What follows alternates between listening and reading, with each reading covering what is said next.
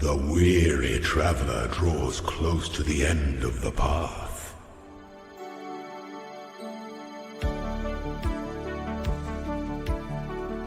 We have never had it so good.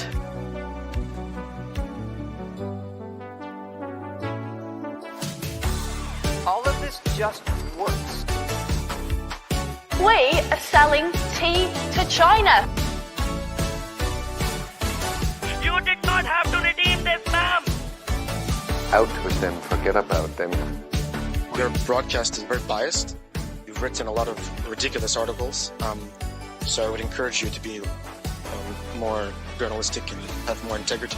Socialism is when the government does stuff.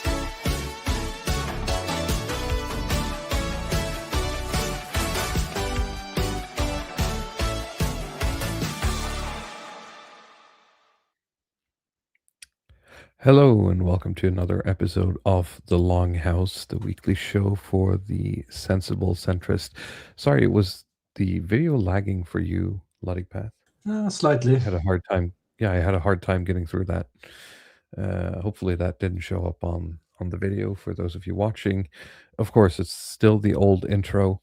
I had, in my hubris, I did the thing where, I set off.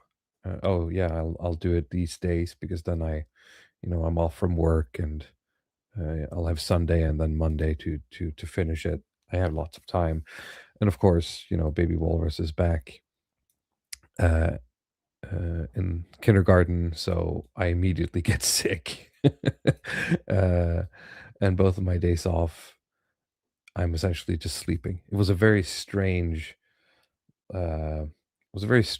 Sort of cold or even flu, if you would call it that, because I didn't have any dire symptoms. I just got really fatigued and slept for like 24 hours and then I felt fine. It's one of the stranger things I've encountered in terms of like just a cold. But anyway, it's obviously something were to happen, Murphy's Law and all that, so I'm a little bit behind on all that, but hopefully by next week I will have the new intro up and running. You could have just AI generated it, bro. I mean, that's what we're gonna do. Sure, and if it wasn't for the specific like fatigue thing, you can just pop like a paracetamol and power through that kind of stuff. But when you get so tired, like sitting at the computer and just doing any sort of like brain work is the worst. Like you last for like 30 minutes and then you just got to go lie down and sleep for 4 hours. It's like, wow. Okay. Yeah. It was the worst kind. If it only was the sniffles. But yeah.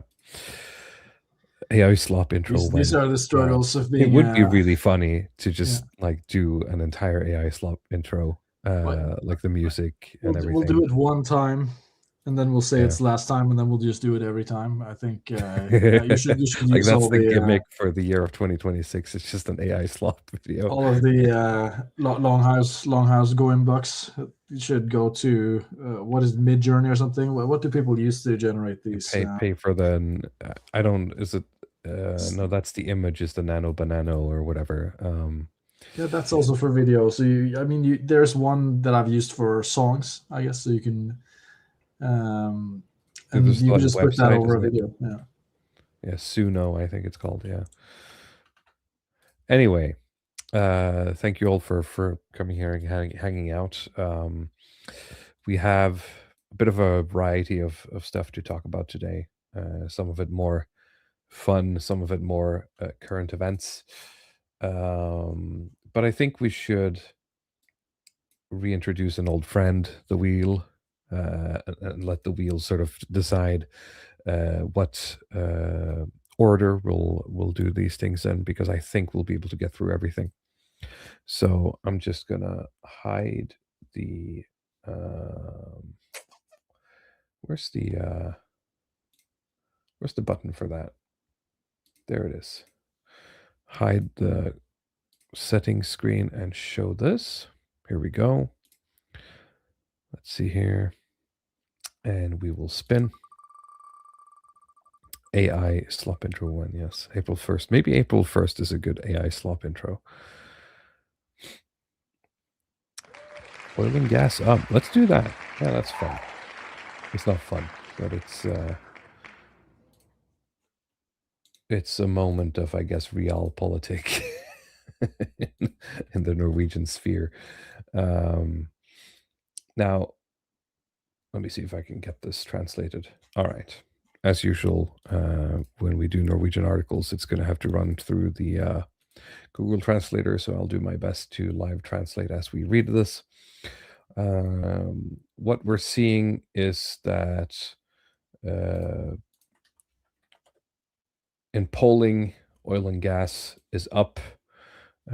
People are, more positive to it. And a quote from an industry spokesman says that this is very gratifying. So the support for maintaining the oil and gas industry has increased from 70% to 78% over the past year, according to a survey the industry has carried out on the people, I guess, the populace. Over the past years, Norwegians have become more positive about maintaining oil and gas industry and looking for more oil and gas, meaning doing more exploration in the North Sea to potentially drill more. This comes out of a recent survey conducted by the industry organization Offshore Norway. And a quote from chairman says that it is wonderfully nice to see that the industry has so much support across national, gender, age, and party lines, says Chairman Marianne Olsnes. So even controlling for all of this, generally, according to her, it seems that people are more positive to oil. She also had Shell's Norwegian business. Interesting. So of course she has a bit of an invested interest, but again, she's the head of Offshore Norway, so I mean, she's wearing her interests quite clearly here. On Tuesday, the oil and gas industry gathered at the annual Sandefjord conference, where the government usually publishes who gets the new licenses after the TFO scheme. The TFO scheme is the scheme for oil and gas licenses in mature areas, which is essentially just handing out who are allowed to work and explore and do stuff where in, it says mature areas, meaning that, it's not new explorations, essentially. So these are some of the findings in the surveys. 78% of those surveyed think it's, quote, important to maintain the oil and gas industry, up from 70% last year. 69% support still or ongoing explorations for oil and gas, up from 59% a year ago. 59% do not want to set an end date for oil and gas, up from 51% last year. So the question then is, before we probably get some interests or some commentary from like people in the article here, I mean, are we just looking at sort of things becoming more expensive and security, I guess? That's what people are thinking about. Yeah, I would just guess general insecurity, skepticism around renewable stuff, and shelving of that. I guess not because people aren't seeing changes in climate, but just a general kind of insecurity in the world, that it just feels less safe to be the first small country doing the shift away from this when this is like the one thing that works. So yeah, which is funny because the sort of like line the Stoltenbergs and labor generally has carried is that we have to be a good example for everyone else. But then it's like, no, actually, never mind. Screw that. But it's kind of like, if we would like to not buy as much oil and gas from, say, Russia, right? Who are we going to buy it from? Right? And now, especially, it might not be the Venezuelans, right? They might not provide Europe with anything. The Saudis, of course, but ideally, if Norway wanted to be like a big continue to be a big oil and gas provider to Europe. We should absolutely do that, right? Which doesn't mean that we can't explore other things at the same time. It's just kind of stupid to sort of like, you know, oh, we're going to go explore renewable energy. Meanwhile, we're also going to cut off one of our arms just for fun, right? Yeah, the virtue signaling is going to zero, right? If everybody's just fuck you, I got mine, then Yeah. I think support for all of these initiatives are going to continue to fall. I just don't see why not. To be honest, yeah, there's just a game theory problem. It is. I'm just not sure what is the end game here, right? Like what are we looking at? Is it just going to devolve more and more, as you said, like in the I Got's mine? Is it just going to devolve into that? Because I kind of had that. I had a bit of a talk with my wife about like an article I read about. Um, there was something about compared to like boomers and stuff, young people today, they switch jobs a lot more often and they care more about salary than older generations, right? But and it's like, oh, but that's like a difference, but it sort of fails to account for how different it seems the sort of like working life is nowadays than they were 50 years ago. Like just even the sort of like benefits you would get outside of your salary. There's so many things that just aren't legal anymore that you would get 50 years ago, right? So you kind of have to go by salary because that's one of the few things you can still sort of get paid in, right? It's money at least. Um, there's way less benefits. There's way less security. There's way less types of jobs where you can comfortably have sort of like an upward trajectory of or even just matter in a company for like 60 years at a time, right? Well, um yeah, I posted a little bit about this, and there's just a lot of narratives that are going around. Some of it is noise, some of it is not. Like I'm not 100% sure about the security stuff. If it's like they're more displaceable now, if people are firing more people especially in like European countries with good labor mm, laws. mm. But I do think it's more of just No, this was generally. specifically about young people quitting more, essentially, like Yeah, changing it's not. jobs. But yeah, I don't think they're changing because they feel like they couldn't stay there for longer, but they just don't see the.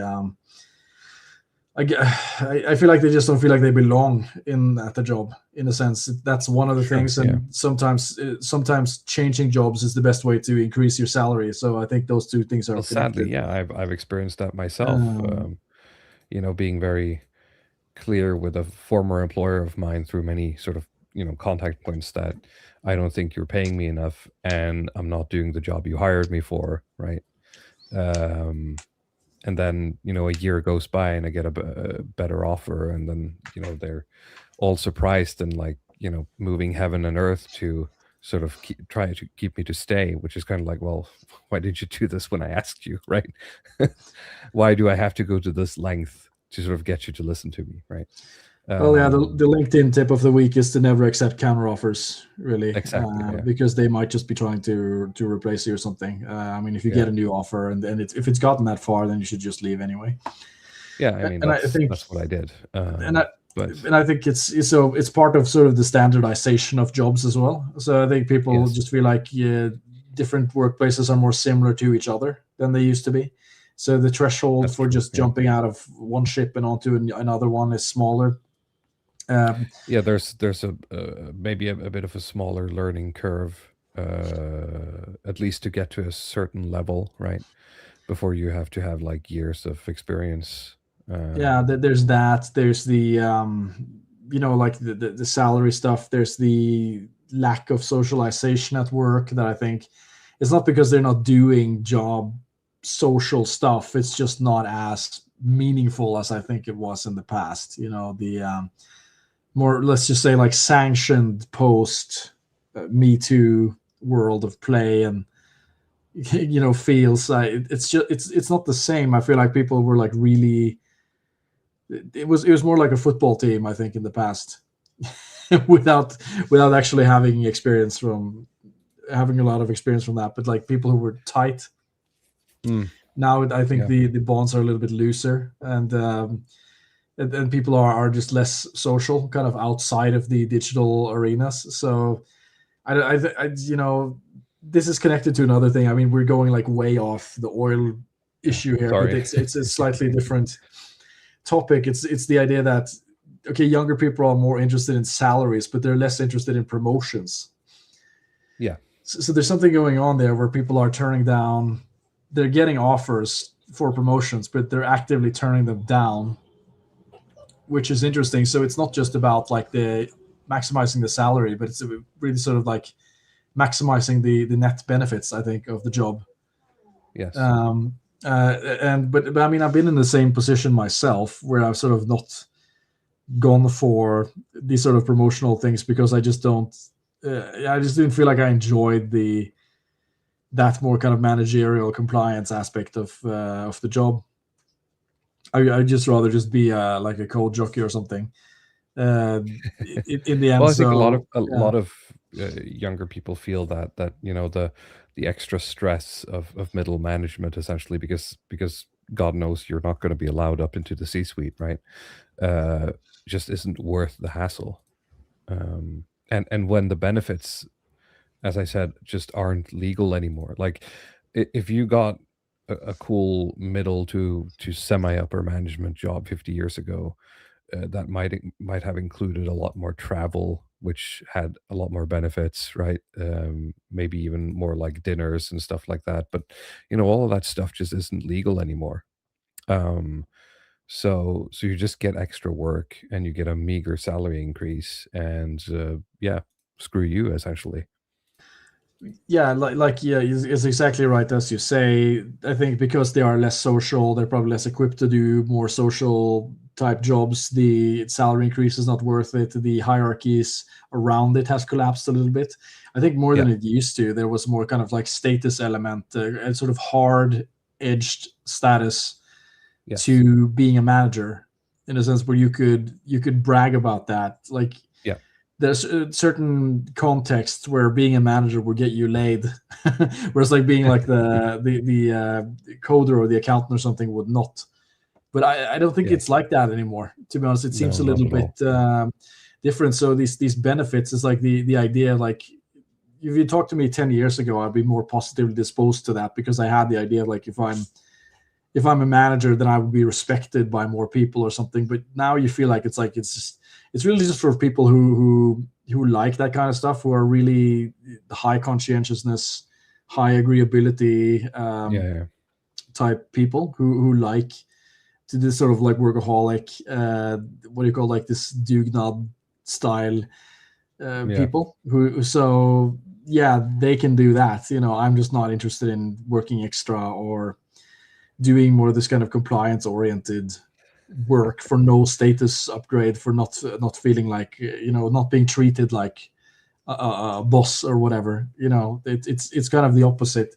It's a bit like it is with teaching, that used to also carry a lot more gravitas. Yeah, now it's don't get no respect, right? Yes, it's Rodney Dangerfield routine. I get no respect at all, and that's so it's been inverted in a sense, where it's now you're just this kind of service person for parents who use you to regulate themselves and vent about their failed children and so on. So that's kind of what you can expect in middle management as well. So I understand why people don't want to do it. It's just the cost benefit doesn't make any sense, but there's still a big need. There's probably a bigger need than ever for competent middle managers. So we're probably going to talk about Greenland at some point. But I saw some talk last time as well. People are talking about some guy named Brian Berletic from the New Atlas. Are you familiar with him? Nope. People are saying we should check him out. New Atlas on YouTube. All right, yeah, we'll give it a look. I just haven't had a lot of time, as I said, this week to get into new stuff. But I'll put it on the list.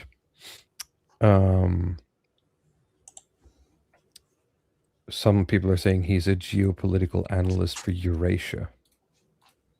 I'm not sure if that's like a bit of a reductionist take or anything, but I see Glenn Deason coming up when I Google him, which is a bit of a bad sign in my opinion. Yeah, he's on the I don't know what you want to call it, like the Russia cinematic. People are saying that circuit. he actually like reads or summarizes policy documents from the U.S., which that part might actually be pretty good. I'd be interested in that, at least to know officially what the U.S. thinks about stuff. Javier Olivia says the only disciplines that still travel and have these benefits is sales, but you need a particular personality for sales. Yeah, that's true. But specifically, I think even if you work in sales in Norway, and I don't know how it is in the rest of the EU, but a couple of years ago there was like a huge crackdown on a lot of that stuff. Essentially, a little bit before I entered the workforce proper. They had like a big downgrade on a lot of that stuff because I remember stuff growing up that my dad still talks to me about to this day, like, oh yeah, back then, you could do this and this and this and this, and you could game the systems and you just get free stuff, right? You just get like free air travel, you just get free meals, you just get free free credit card points. The George Constanza style of business, right? You write off, Right. you write it off, just write it off, right? Yeah, I bought a new yacht to use personally. I just write it off as a company expense, so I pay no taxes. Well, the point is that a lot of that stuff just straight up doesn't exist anymore, and so the benefits that companies advertise to sort of entice you nowadays are just straight up worse. Of course, depending on your situation. There might be I also feel like that has been very standardized, but maybe that's just me. It's like if I were to, say as a programmer or something, I look at 10 different companies and the salary and the benefits and that kind of stuff. It feels very regular, like it's all the same. There's very few of them that are going to stand out in any meaningful way in terms of like what benefits I would get and not. It's like, okay, you get maybe the company phone, and maybe they'll pay your internet bill, and you get like a pension that's okay or something, coffee machine.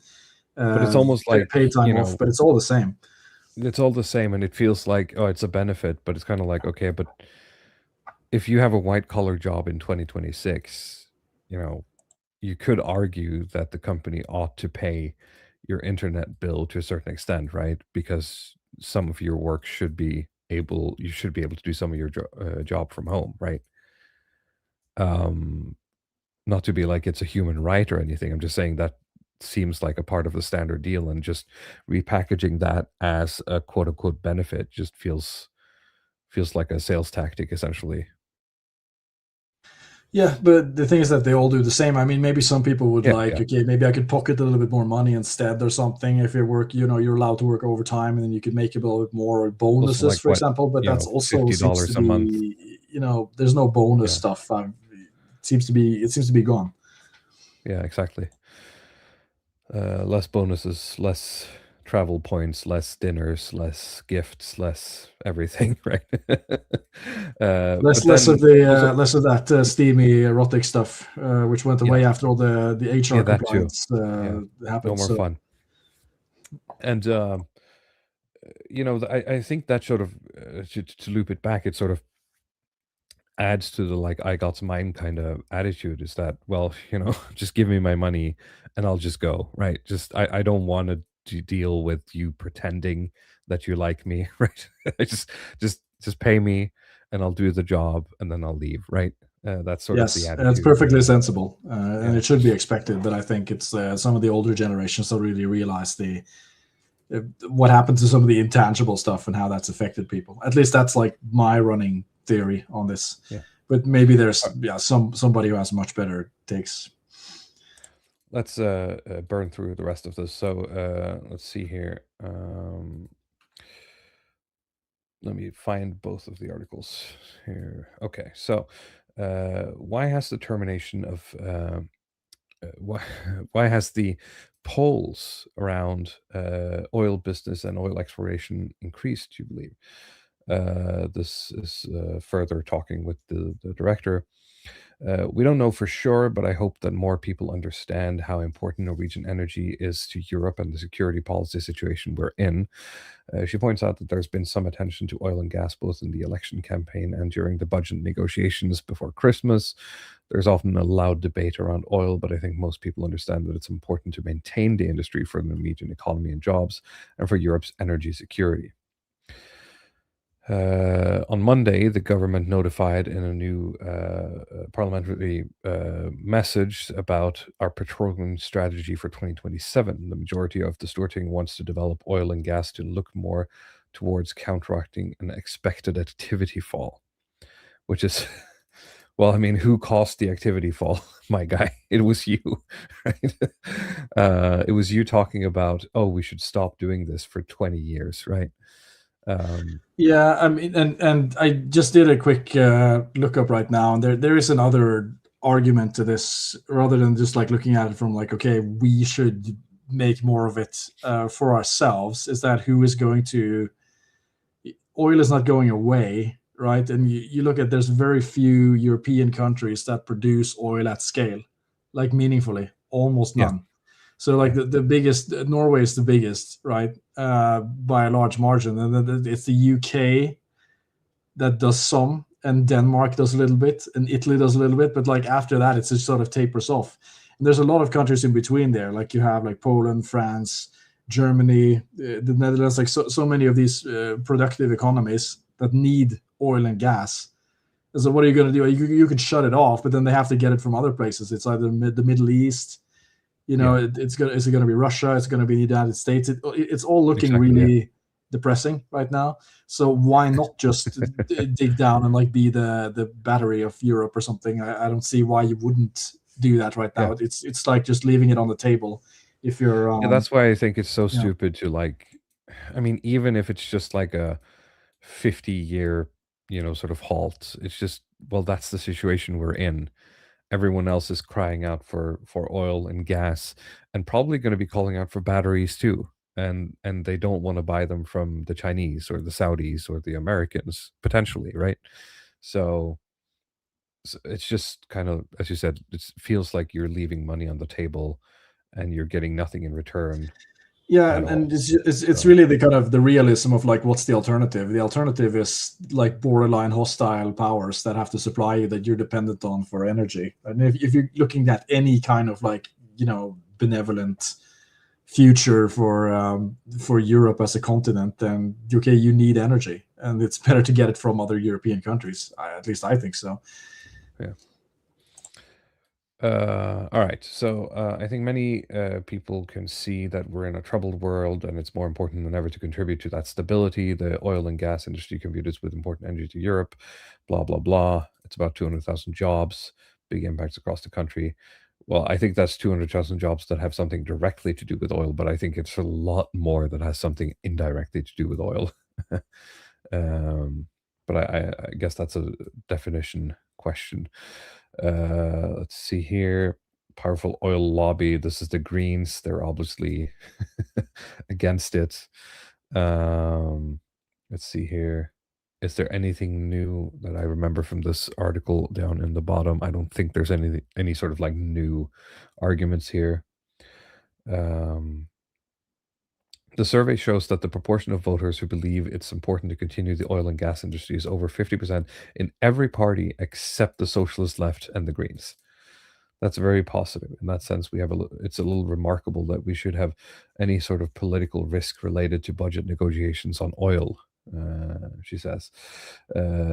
Twice a year, when there's such a broad political support, we are concerned that the real politics is being held outside of the budget negotiations. Well, it seems like that's turning, right? So, well, I mean, this was like the popular polls, so we'll see if the politicians are any sort of like in any way tuned into that, I guess. Let's see here. Let's bring back the wheel and we'll spin it again. We'll have time to get through everything, so this is just for the funnies. Ooh, and we just hit the generations of wealth.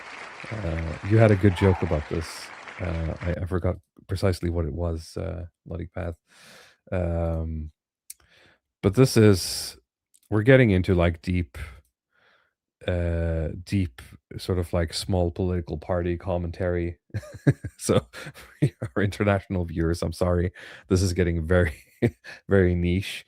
But you might remember this woman, who we talked about during the election season, because she sort of, well, I won't say came out of nowhere, but she started her small sort of like La Liga-esque um, uh, a political experiment thing, where she started a party called the Generation Party, I guess would be the translation.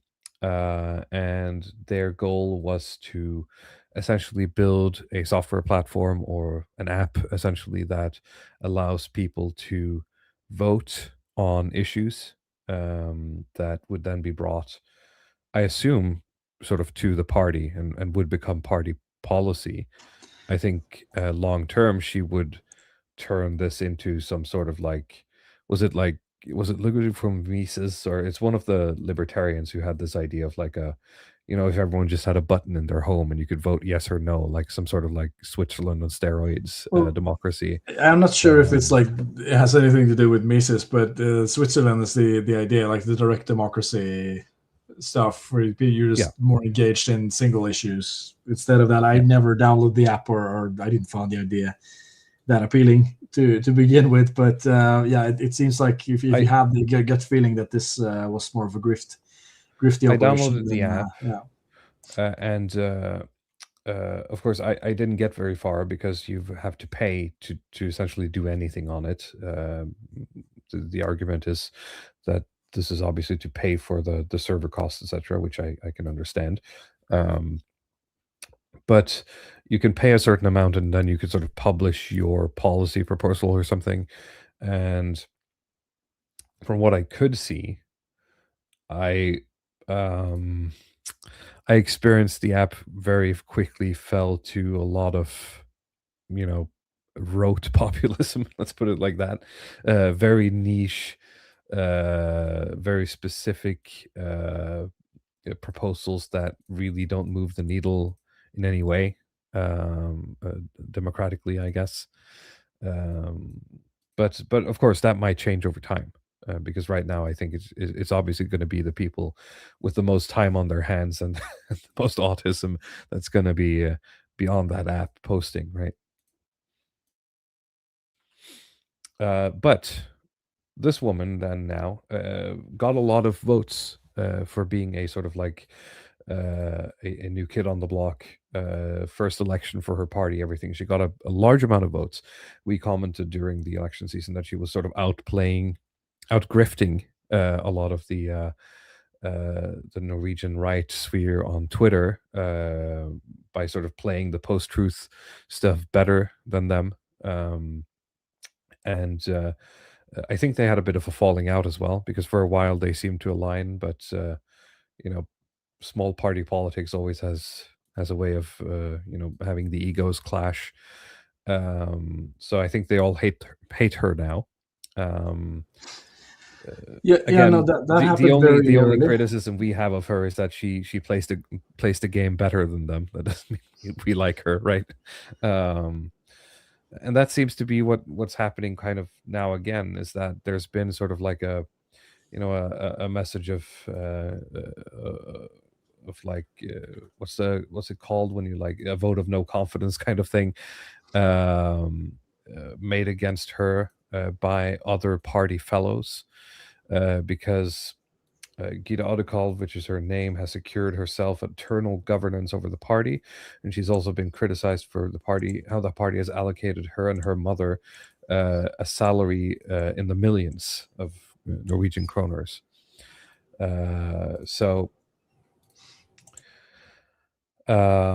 which I think, on paper should, like, if you're the leader of a party and the party has enough money, you aren't, I think, entitled to some compensation for the work you're doing. But I think their her party fellows is saying that it's too much. So in the parliamentary elections last fall, the Generation Party and their leader had about 21,500 votes, which is, again, a lot for your first outing. When you get this many votes, you trigger a state aid, like essentially a yearly payment of 2.6 million kroner, which is 260,000 essentially. So it's not a lot of money, right? But it's for a small party like this, it's big, and it'll keep sort of the machinery turning until the next election. Before Christmas, the party had convened at an extraordinary annual meeting, and one of the topics was a new budget and how the funds would be distributed. The meeting was held last week, and shortly thereafter, a former county leader in the party sent a notice to the party board. And according to the message, the annual meeting adopted a budget of salaries to 2 people, which is the party leader Gita Odekal and Vice President Beate Løken, who is also her mother. So she will receive 850, and her mother will receive 400,000 Norwegian kroner in a yearly salary. Quote, a lot of the party's members have never been summoned to this extraordinary annual meeting, the notice states. Any comments so far, Ludwig? I've been talking for a while. No, I mean, I've seen like some of these other guys in the, what do you call it, populists, far right circles, who, you know, they think she's a plant. She's like a government plant to make them look bad. You know, but they want nothing people to do talk with her. About She's never aligned exactly herself with them. but yeah, their idea is that she has gotten disproportionate media attention compared to them, and that's because, well, I mean, she has the system, right. The system is using her to sort of discredit their ideas. So, but they don't want what she wants, do they? Am I misunderstanding something? I think they want something very different. No, it's just a general sort of like anti-outsider. Okay, sure. So political just like thing, an outsider thing, yeah. Okay, she's so controlled she's opposition, being put essentially. forth as like the big outsider. I get it. Yeah. She's there to suck up the attention that they would get, and they want different things on paper. I'm fully aware of it if you'd actually sit down and write down their positions, but from the sort of consumer producer perspective, the people that she's appealing to is the exact same audience. It's this sort of disgruntled mass man.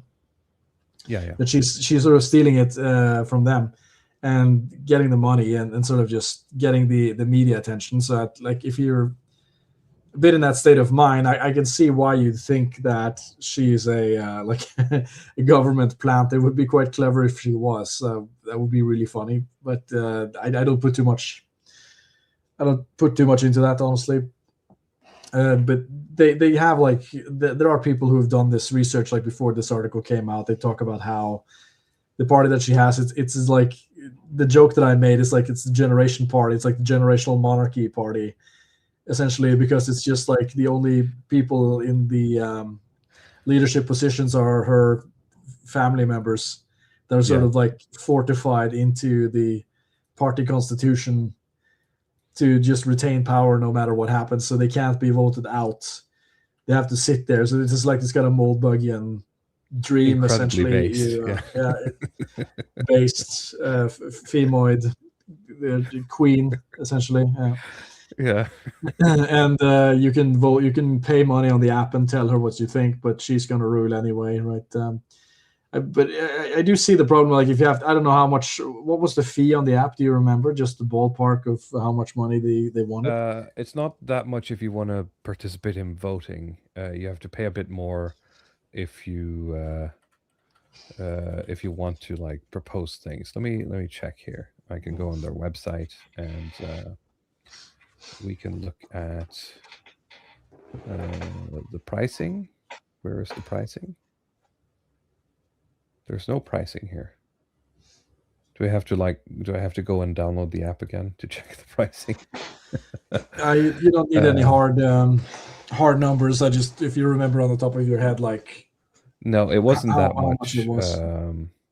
No, I'm sorry, I don't have it here. Let me pull up my phone real quick because I think it's still on my phone. Yeah, it's here. I mean, you're right about, operating costs but this is a small country, and let's say like the amount of people who voted for her. If you have an app that's going to serve 20,000 people, and it's not like social media, constant data stream. It's like more specific use cases.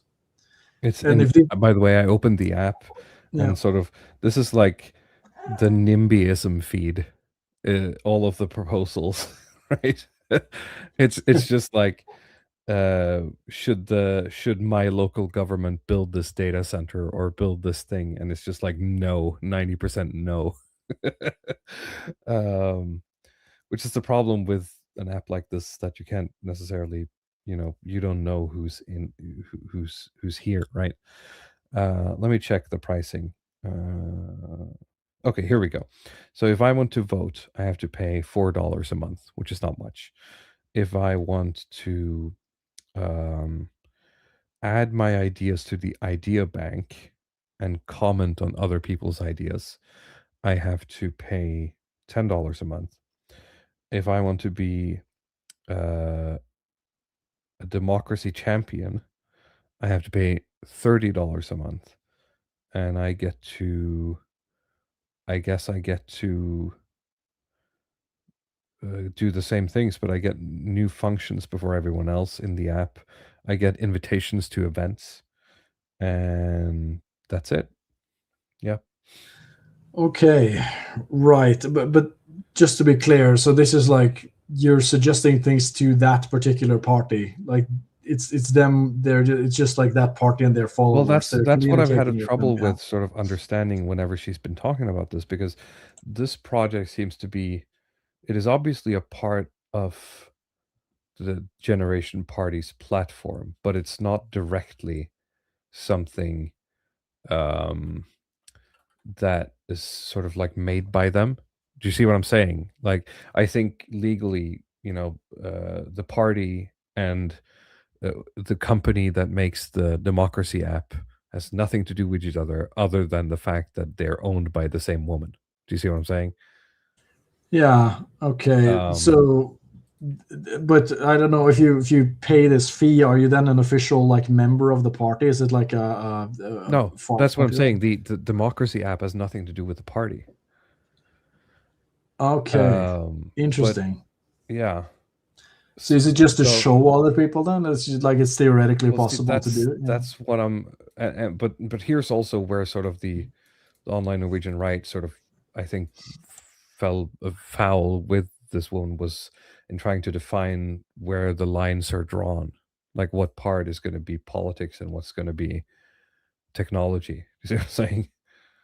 Um, yeah, it's a bit strange, and I'm not trying to say that there's no answer here, but she's being very cagey about it. And as Leopold says, most likely for legal reasons. Um, but you would assume that the idea is that if her party were to suddenly, have a majority by the next election, the implication is that they would use this app as some form of sort of like at least directional governance, right? Yeah. Okay. I mean, it's just incredibly lame. That's If you have to pay yeah.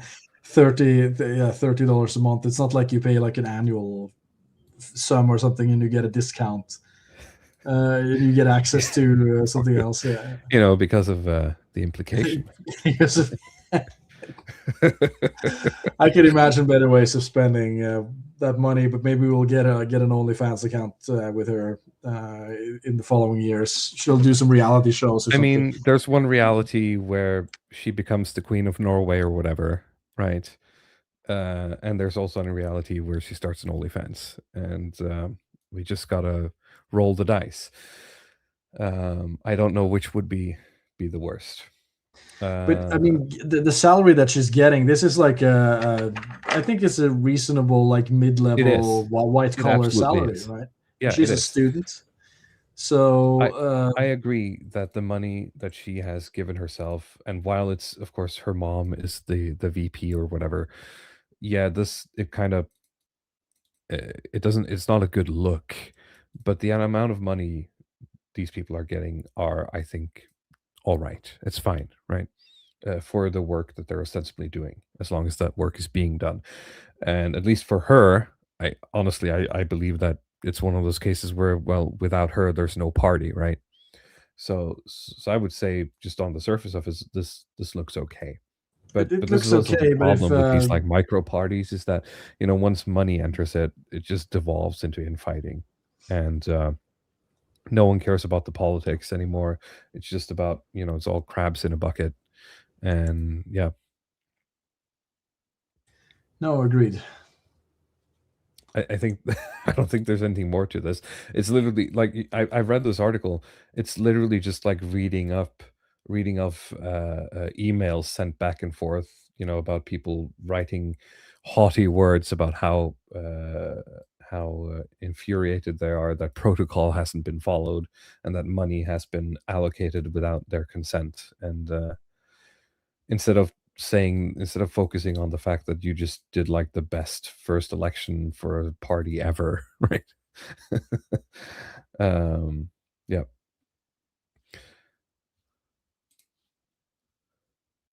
Let's see here. I think, yeah, Is it given just me, or the has she had plastic surgery done? I don't think she has. get the picture she- back on here. This is like become my I think favorite she just genre looks here like that. to guess plastic surgery. Let me It's a bit copy the low image. resolution here. Do you think you could zoom in? Enhance. Okay, Jarvis. So where would it be then? The lips, maybe. It's like slight. I mean, this could just be like the lipstick or Fillers, something. but it looks more like makeup. Yeah, it's like it's full, but it doesn't strike me as just like offensively full. I think it's mostly makeup, to be honest. She's like how old? Like she's in her 20s, I think, still. So it's She is she's 32. She's my age, 32. literally. Okay. Yeah.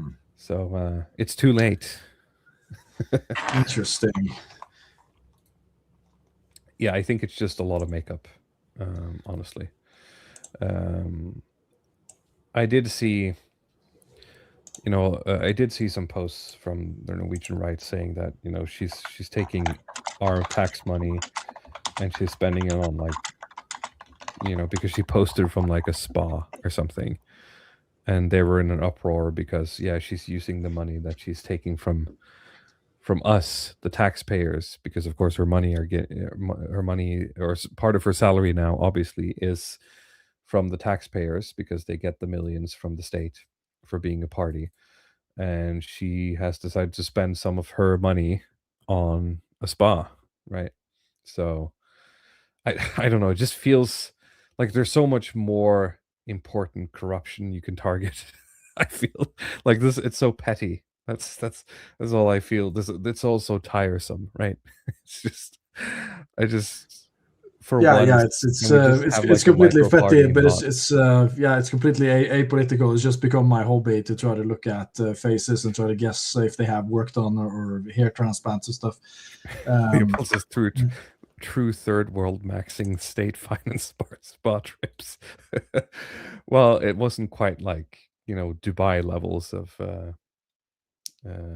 spa maxing. Let's see here. All right, let's go back to the wheel. Let's talk about something. Something. I think we else. might have to crush the wheel if we're gonna do the Greenland or something. Yeah, we have two important things. Yeah, let's spin it, and we'll spin it again if it lands on the yellow. All right. Actually, you know what? Let's do Greenland first, okay, and then we'll do the internal migration. Let's see here, and here we go. Share screen. So this is sort of the headline we're going with here. Norway is among several countries sending military personnel to Greenland. This is sort of like the latest development. So we're getting this hot off the presses, as it were. To assist in mapping military assistance needs, Denmark and Sweden have already sent forces to the island, while Germany and France say they will participate in the operation. Denmark's Defense Minister Troels Lund Poulsen confirmed at a press conference Wednesday afternoon they will increase the military presence around Greenland. Aircraft, ships, and soldiers from other NATO allies will be there. This is for the good of the entire alliance, says Poulsen. Let me just bring up the Norwegian version just in case we get any issues with the translation. This is happening at the same time as a meeting was held between the Vice President of the United States and the country's foreign minister of Denmark and Greenland's foreign ministers, which had this. I mean, it's not necessarily like a huge thing. It's the thumbnail for this this video. It's just in the context of everything. It's very funny to watch the. Let's see here.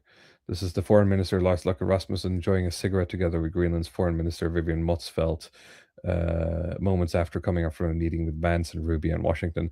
I mean, I was kind of hoping we'd get another sort of like Vance crash out, like another. Have you even said thank you just because of how spectacular it was last year? Well, we're not on the inside, right? I have no idea what's actually going on in these meetings. No, because it's that just was a press conference. I mean, and they're just having a cigarette. They're being Danish, right? It's just he does look a bit, you know.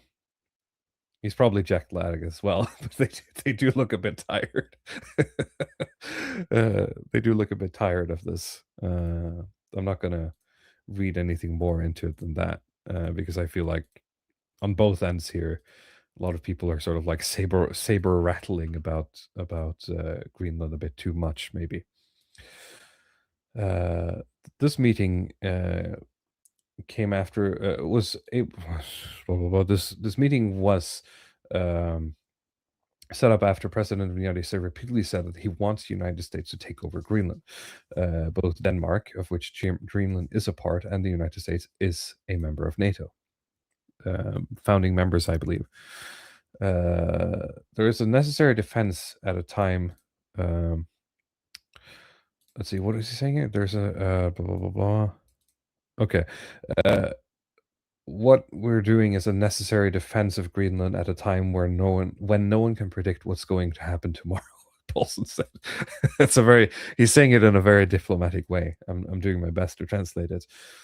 The Danish Minister of Defense was questioned about the risks of a US attack on Greenland.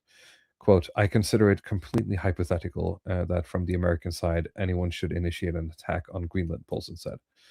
But he also made it very clear that Danish soldiers have orders to defend the kingdom whether if they're being attacked. Sweden has also sent military personnel to Greenland, and they confirmed that is confirmed by Swedish Prime Minister Ulf Kristersson Wednesday afternoon. He said they would arrive on Thursday, and it happens at the request of Denmark. According to Kristersson, they are part of a group of several allied countries that will prepare a military exercise operation called the Arctic Endurance. The Evening Post has asked both the Ministry of Defense and the Prime Minister's office in Norway to assist. Defense Minister Tore Sandvik writes that Norway has sent 2 people from the armed forces to Greenland, quote, for the purpose of mapping the further cooperation between the allies. Quote, there is now a dialogue inside NATO on how to strengthen security in the Arctic, also for the areas in and around Greenland, Sandvik says. So the question then is, of course, you know, you could say that this is, oh no, the Americans are going to attack. Sure, maybe, I guess. I think there is something to be said from the American side about, you know, how defensible or what sort of the defense, how airtight the defense in the Arctic is from its NATO allies.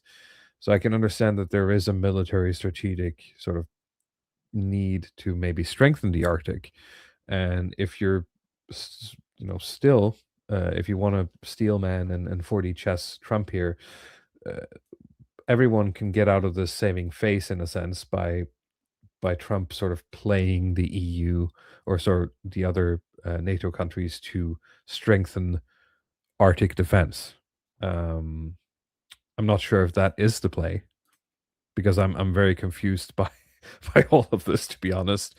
But to be fair, I haven't been keeping up this week with the latest geopolitics, so I haven't had any takes downloaded yet. No, I mean it's I don't know what that you're retarded. Yes, I was trying to be nice.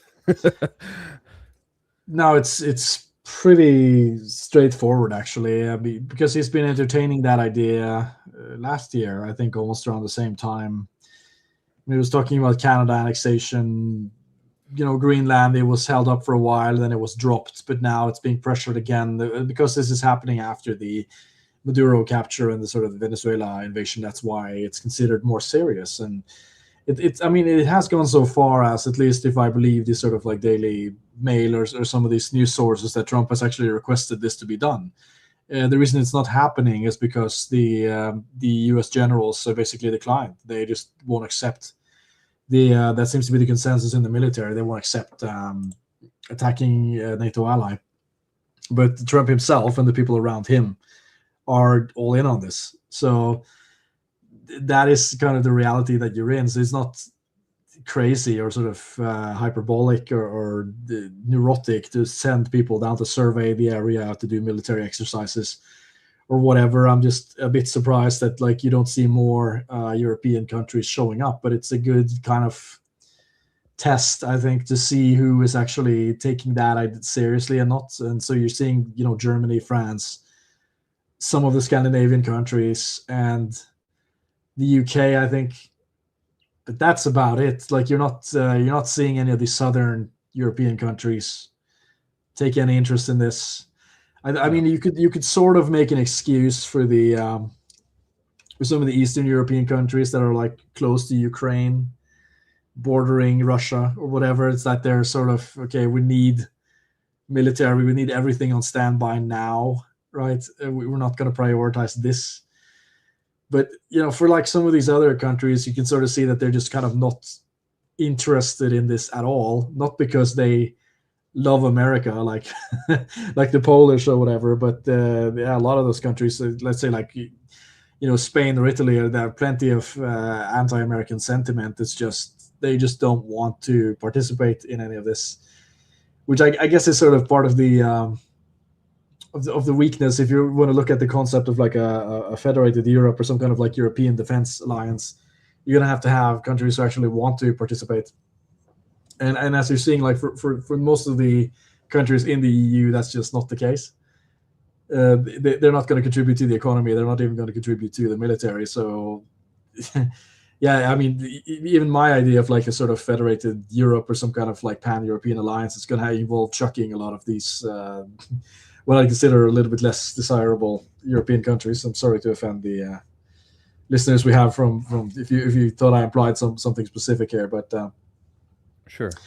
I mean, that's that. What I see in this, Trump has given the order. There are people, even though like the military is, you have like pro-Trump elements in the military, they still feel like this is just practically, I guess, just too insane to actually do. But let's say like they went for this.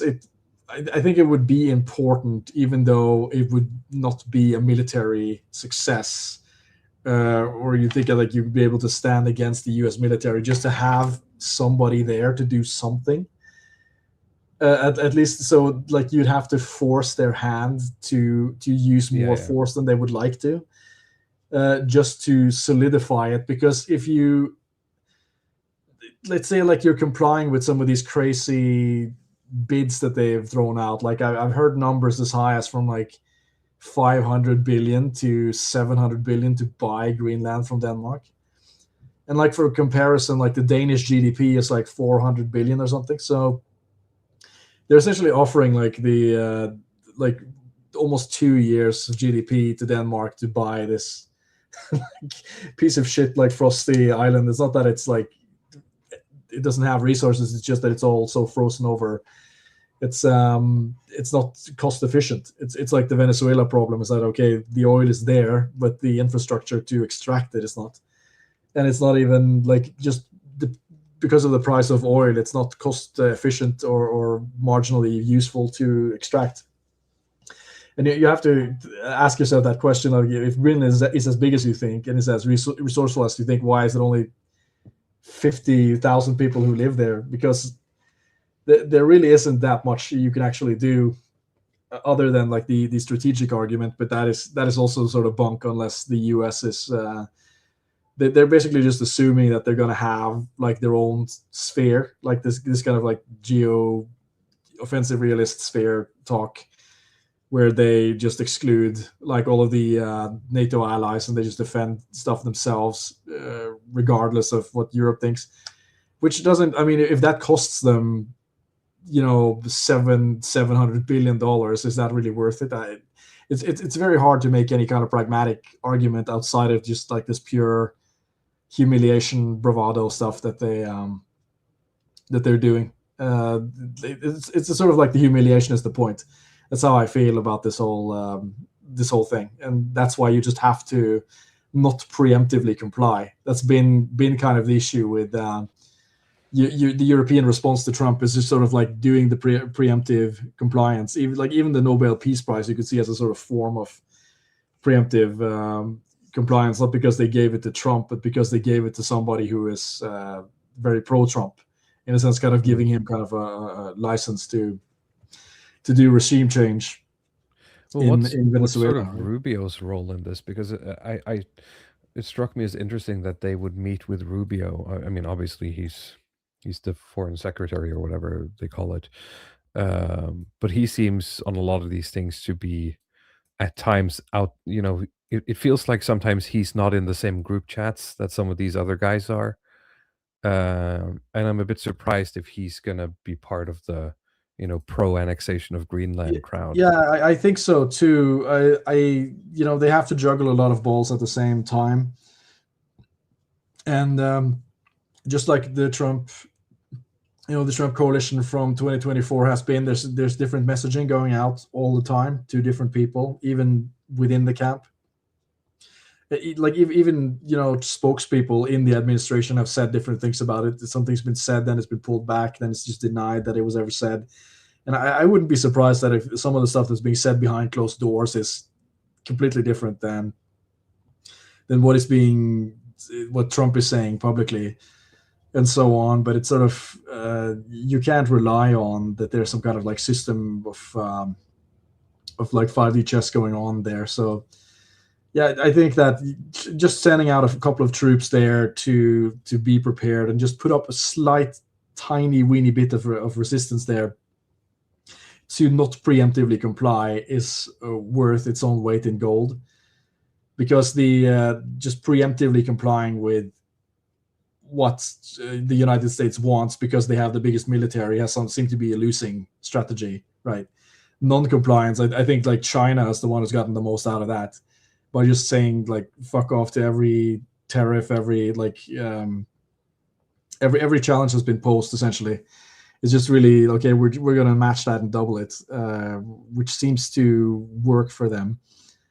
So I feel there's no reason that European countries should not try to. I mean, of course, they don't have the same, I guess, manpower as China does, and that I don't think that the American elites believe that the United States loses a military confrontation with Europe as they do with China, which apparently I realize that this is like actually a common belief among a lot of the people with influence and money, that they would lose to China. So that's why they're on this kind of constant China's kicking our ass grind all the time. I mean, I don't believe that myself, but that's what seems to be the ruling sentiment behind both the sort of AI development and some of the way that things are being structured economically. So I don't know if I have anything more reasonable to say on this other than just like, I just find it interesting that some of these countries in Europe have not shown any interest in this and chosen not to say anything.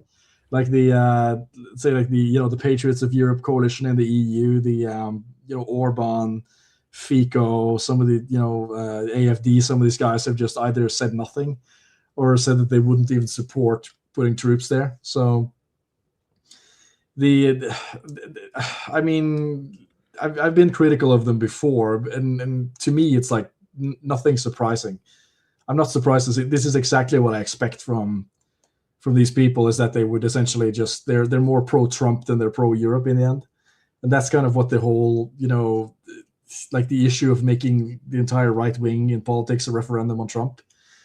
That you end up with these kind of situations that he'll just show up and say, "I'm just going to loot the whole thing, take the land and whatever." It's like, and they do this meme with the what's that Dutch woman, Eva Vanderburg or something.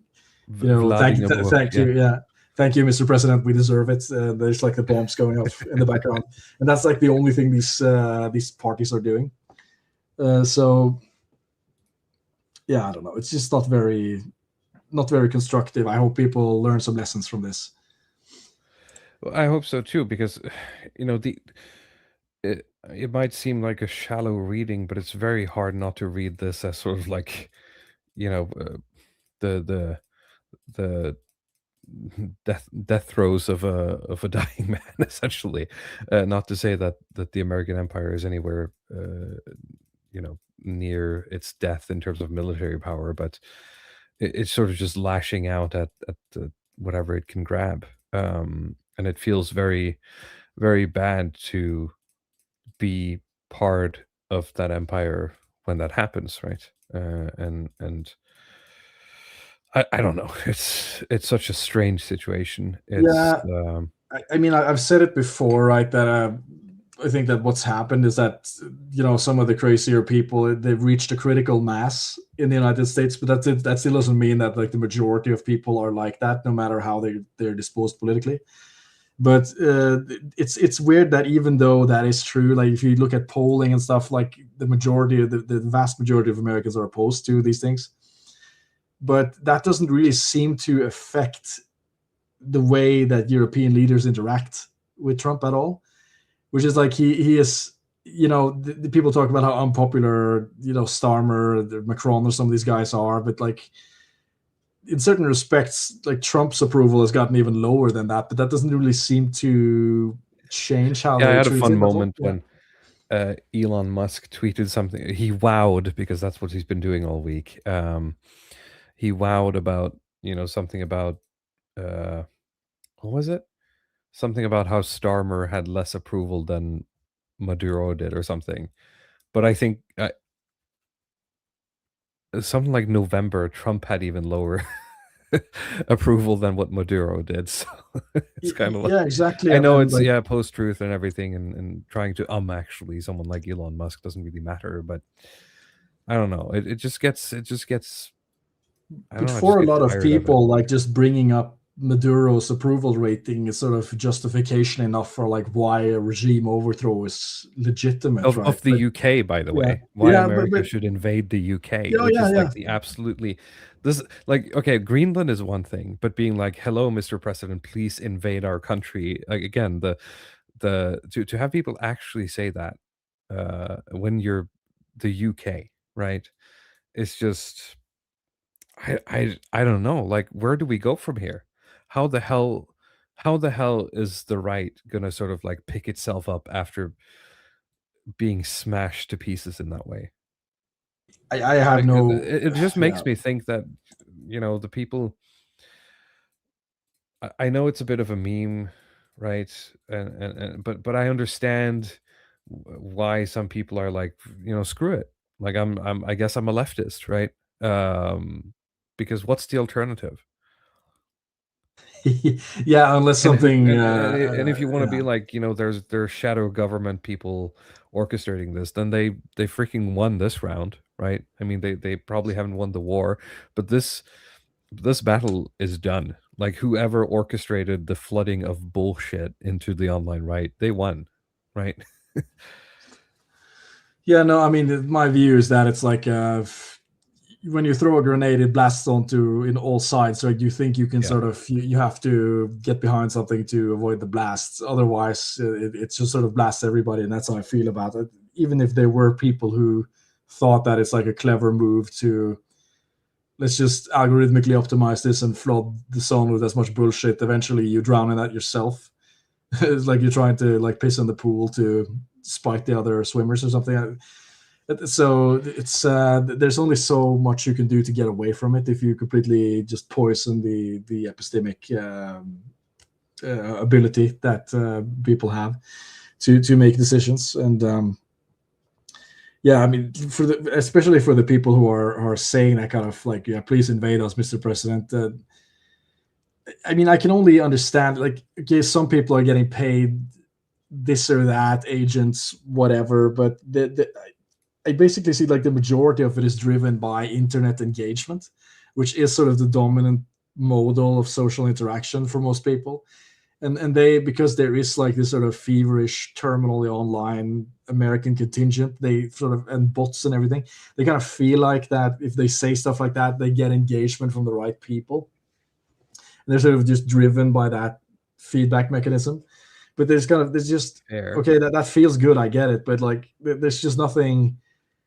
There's nothing on the other side of that. There's nothing on like, But okay, is, Trump you know, takes over I mean, the to put it UK. bluntly, is the algorithm, is the demon rectangle, is it powerful enough to, we talked about, I think we mentioned it briefly last week, which was Dan from Lotus Eaters had some like horrible take. Like I think I saw him as well being like, "Oh, the US should invade the UK," right? Like, is the force of the algorithm strong enough to take a person like that, who I would consider to be, you know, would you say like high intellect, or at least he's a competent person. Having met him Yeah, in yeah. real Dan life, is I think he's been good at his job, and turn him into someone with opinions like that. at least, yeah. Well, Dan is independently rich, right? So you have a lot of people like that, but they are optimizers, right? And the being an optimizer, it's also about like engagement optimization, attention optimization. How do you reach the most people? And sometimes that's just saying, please invade my country, Mr. Trump. And just structuring communication in a way that is not really helpful to any political goal other than just trying to increase their own reach Sure. So we within sort certain of audiences. So, but loop back I around to it's all kayfabe and nothing well, is real. to some extent, I think there's some interaction where you start believing things yourself because they're useful to you. I guess that's part of the like Jordan Peterson insight, this sort of pragmatic philosophical framework of how do you figure out what's true or not. Is that if it's true, if it works. So for these people, because they're able to get what they want, and that becomes true for them.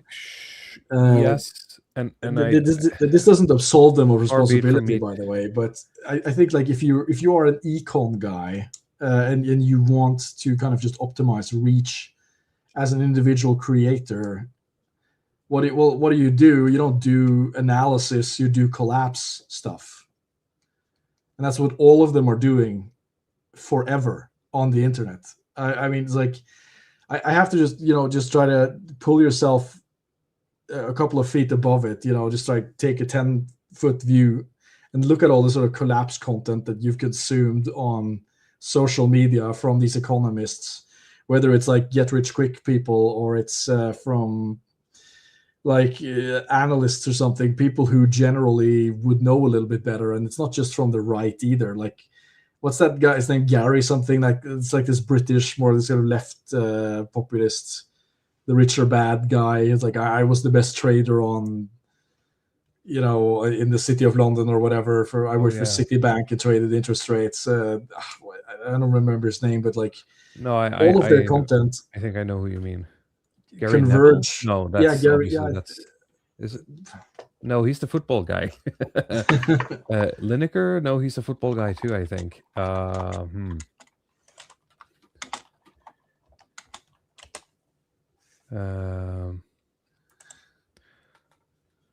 Whatever.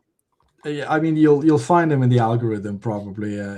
I mean, he sort of billed himself as like the most successful. That's not really true, but at least he was able to be like a working class guy who made it up into one of these higher class positions. I think he just goes by Gary's economics, but that's also something else. So we're getting confused. We have too much baggage. Oh, okay. To even process new ideas here, but it's always been collapse, right? I mean, that was like we both met Dan Tubb.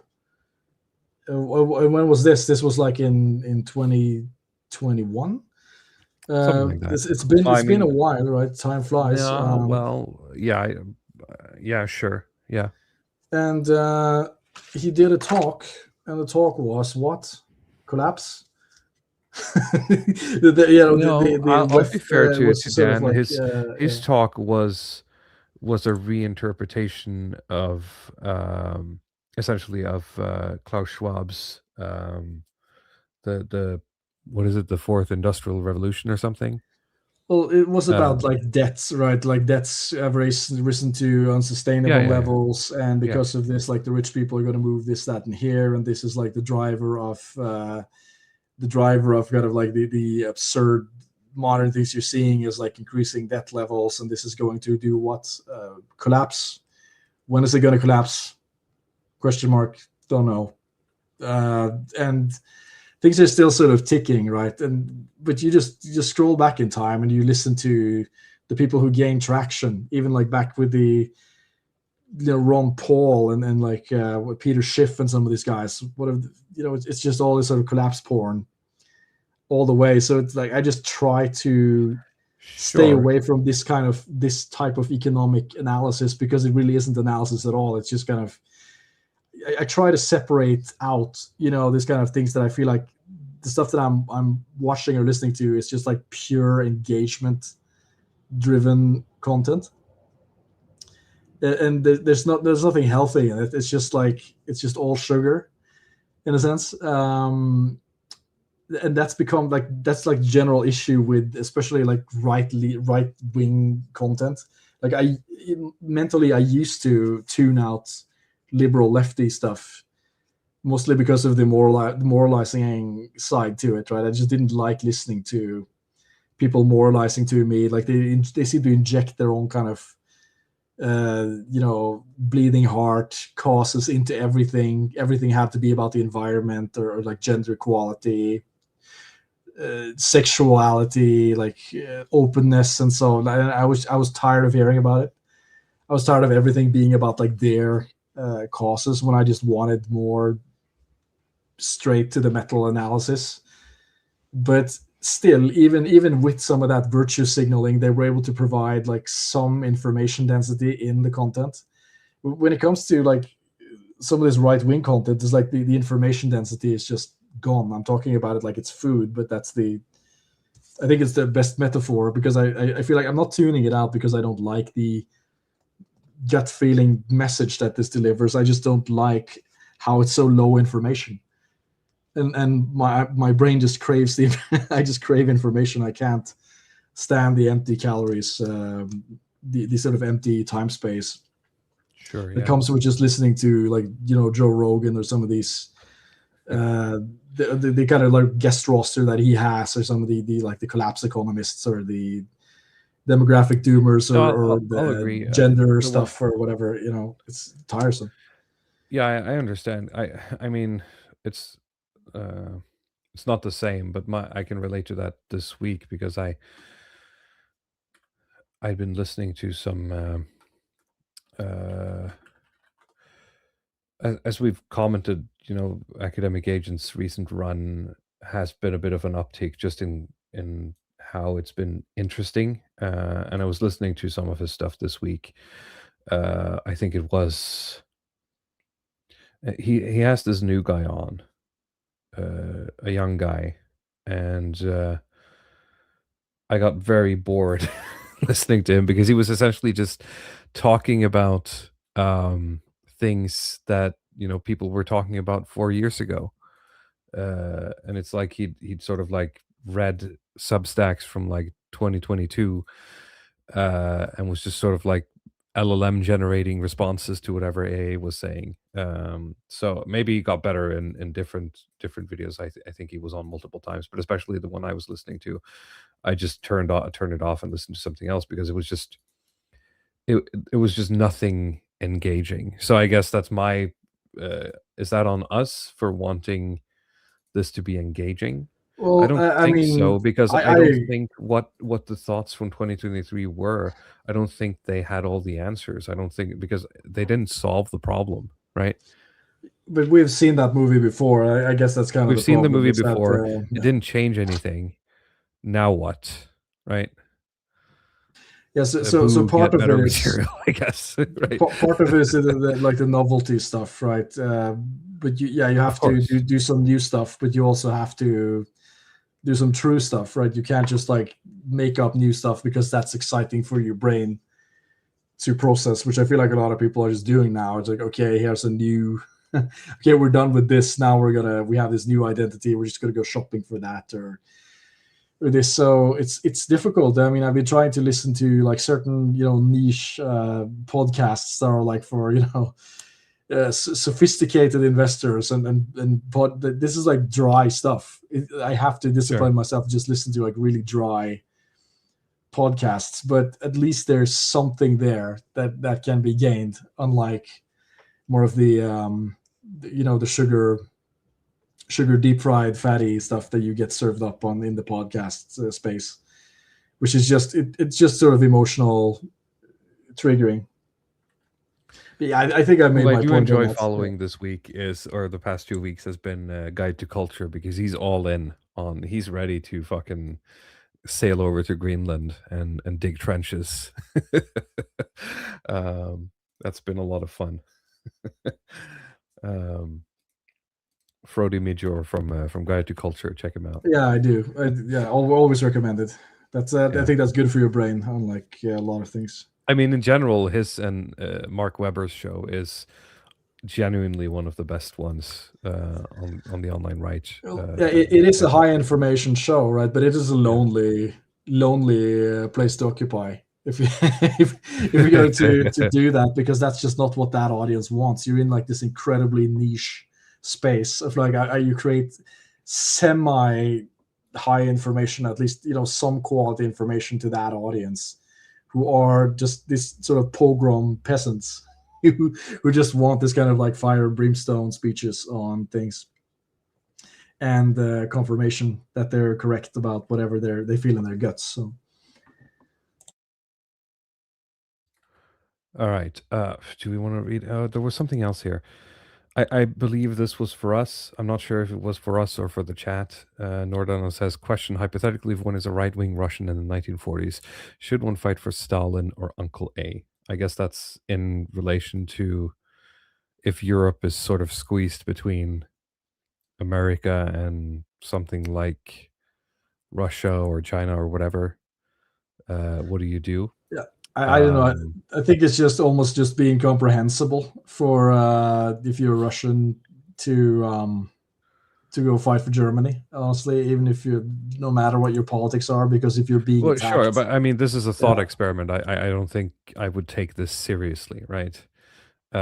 Because if you would, like, the answer here is, well, if you're going to be real, none, because whatever you believe in as a right-wing Russian in the 1940s, that thing died, right? 30 years yeah, before you. I mean, you have to realize how particular a lot of the doctrines of Nazism were on things, because it has been retconned, I think, to almost cartoonish degrees to sort of fit into like a modern multicultural view that was really more just like pure anti-Zionist than what he actually believed in. But Sure, but if yeah. you're, but that's the thought experiment. Like, which one do you choose? And I don't think it's a very hard choice. The question is, well, are you aware that he thinks that Slavs are undermensch, and are you a Slav? Sure. And like being a right-wing Yeah. Russian, does that mean you're basically a self-hating Slav?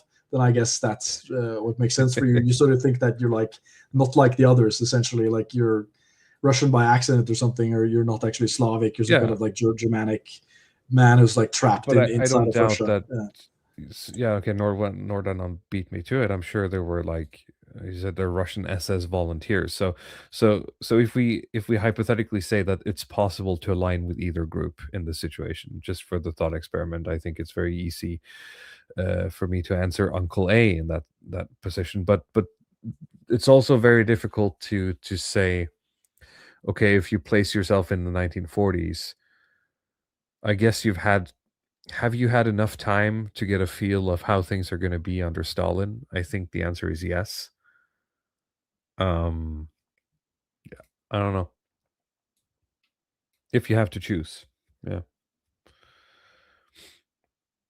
Yeah, I feel like, yeah, if you fight for Uncle A, if you feel like you're more like spiritually Germanic or something, Exactly, yeah. that's what it makes sense. I mean, if you're some kind of like Mongoloid admixture Yeah, I guess I'm putting in Russia, myself in then, the shoes of a Russian in yeah. the 1940s. I would, yeah, imagine you're a Russian first. I would have to spend a couple of days to transform my mind into that of a Russian, and then I could answer the question.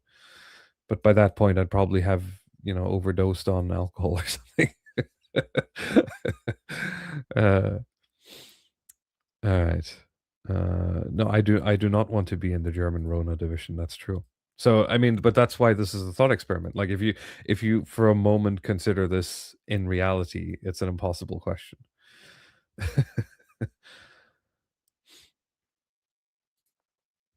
All right. Let's keep going here. Do we have anything more on Greenland? I guess it's, we're monitoring the situation. We'll see what happens.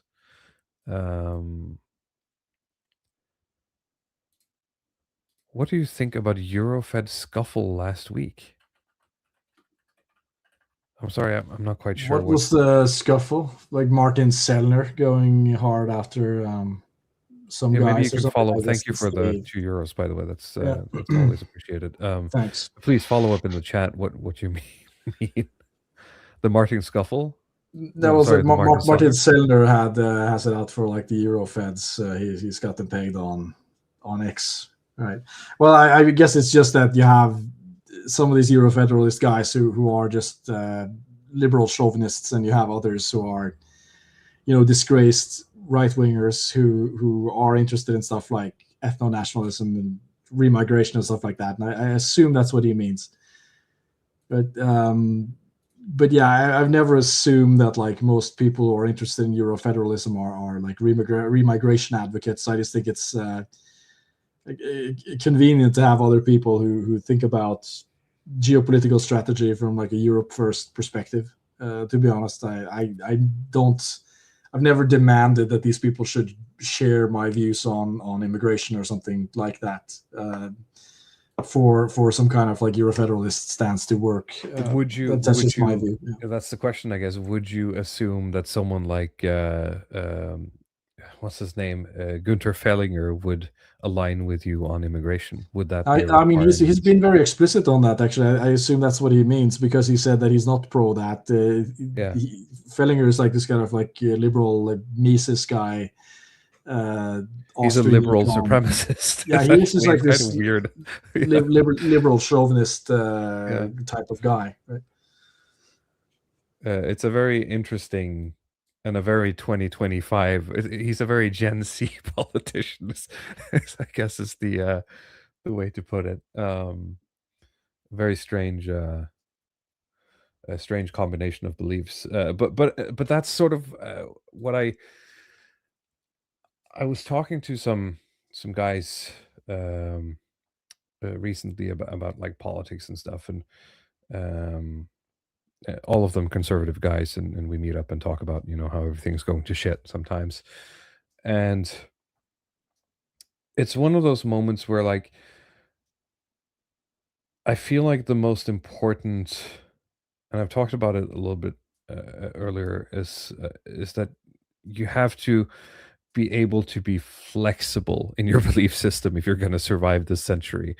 You're going to have to organize some sort of tiered system to be able to understand why multiple things can be true and aligned at the same time. Otherwise, I don't think you're going to survive. You're going to get trapped in the, yes, we talked about the algorithm, but I think honestly part of it could be, if you go too hard on one dimension of thinking, you're going to end up with, yes, America, please come and take over Britain, right? Because if you actually stick to your principles all the way through, it's not going to make sense. You have to be flexible enough to define in every situation, essentially, okay, what at what point am I meeting sort of like an exception to my principles? And you have to be you have to be the sovereign that decides the exceptions to your own principles if you're going to understand things, or you're going to outsource it to someone else, which you could do. But that's also when you end up in, oh, thanks, Daddy Trump, please nuke me. I'm not sure if that makes sense, but that's how I've aligned it in my head, is that, multiple things can be true at once. I need to be flexible enough to understand at what level, point A is true and what level is point B true, and how can they both be true at the same time. Yeah, So I think so. I feel like the world has never been more forgiving on ideological impurity. Maybe that's just exactly. me because And in a sense, that is exciting, right? Because you can literally have conflicting thoughts in your head at the same time and still have them make sense. So long as you don't go crazy, I guess. um, and then once you're in power, you can act on them, and that's when the real fun begins. Yeah. Let's see here. Someone talking about Keith Wood's article he wrote on the subject is apparently recommended. I'll note that down. Keith Wood's articles EU. Now it's in my notes. Is that the proposals for a new European Union? That's what came up when I put it in my notes. I'll have a look. I've also talked about, we've talked about before, I've specifically talked about before, that I'm not necessarily against the EU as a sort of like empirical project or empire project, but as a bureaucratic institute, it kind of sucks. Institution, sorry, it kind of sucks. But if it became more effective, then it might actually be interesting. But we'll see if Keith agrees with me. I'll keep this in the back pocket, and see what Keith Woods thinks. All right. Keith Woods apparently still believes in voting. Well, the thing is, if you have, 120 IQ Norwegians, you can still vote, and it'll be mostly fine. That's one of the. I think Keith has been very level-headed and had like surprisingly kind of mature, pragmatic takes on things, which is interesting. Like because if you're old hats, then you remember a bit back in the day, but it used to just be him and like Joel Davis, who did streams together constantly and these sort of discussions. And now like Joel Davis is in jail for some like he's a part of some kind of like hard right neo-nat kind of racket. I hesitate to use the term a bit. This what do you call like wignats or something that's about. I would just look it up yourself if you've had any doubt. But they had a bit of a growing apart, I guess, in terms of philosophies. Yeah. All right. Let's squeeze in. Do you have the time? Do you have like 10 more minutes? Yeah, I think we should round off. Honestly, we're about. Okay, we can round off. We'll keep the next one for next week. It's actually, been expressed an issue by the government that immigrants who are being, when we look to Sweden when immigrants come to our country, and we decided that we didn't want to put them all in one place because that breeds what would you call like unsocial behavior. Let's call it that. And what we find now is that we have an issue with we take in immigrants, we locate them somewhere, and then a couple of years later they will move and then congregate into subsections of the of other cities, which I would say is very natural. They want to live, next to people who look like them, and so they congregate, and then white people flee, and then things happen. Let's put it like that. All right, but that'll be for next week because the government has actually issued a public inquiry into this phenomenon. So we'll see if something happens. Okay, everyone. Thank you for watching. Thank you for listening. And thank you for donating if you did during the stream. That's always much appreciated. I don't have anything else to add. Lotipath, anything you want to say? Nothing. Everybody should enjoy the winter while it lasts. It's been, if you're a snow enjoyer, it's been a great week. And thanks to everyone. Good night. All right. Thank you for watching. Thank you for listening. We'll be back next week. Good night.